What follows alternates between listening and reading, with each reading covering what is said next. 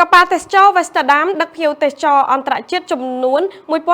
1877នាក់ចូលចតនិងទស្សនាប្រទេសកម្ពុជាទាំងព្រឹកព្រលឹម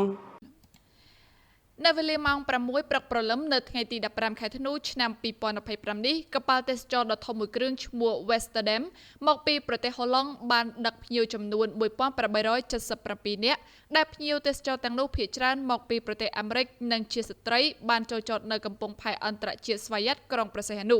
បើទោះបីជាប្រទេសកម្ពុជាកំពុងតែមានសង្គ្រាមឈ្លានពានពីប្រទេសថៃយ៉ាងណាក៏ដោយក៏នៅតែមានភ្ញៀវទេសចរអន្តរជាតិចូលមកទស្សនាកម្សាន្តប្រទេសកម្ពុជាជាបន្តបន្ទាប់និងយ៉ាងច្រើនកកដែលនេះសបញ្ជាក់ឲ្យឃើញថាប្រទេសយើងមានសុខសន្តិភាពនិងការអភិវឌ្ឍដែលគេទទួលស្គាល់ជាអន្តរជាតិភ្ញៀវទេសចរអន្តរជាតិស្ទើរតែទាំងអស់គ្រាន់តែចុះពីលើកប៉ាល់ភ្លាមពួកគេបានសម្ដៅទៅវេទិកា7មករាដើម្បីចូលរួមឧបត្ថម្ភជាសម្ភារៈថវិកាគ្រឿងឧបភោគបរិភោគជូនទៅដល់វរៈកងទ័ពកម្ពុជានិងប្រជាពលរដ្ឋដែលបានភិសឹក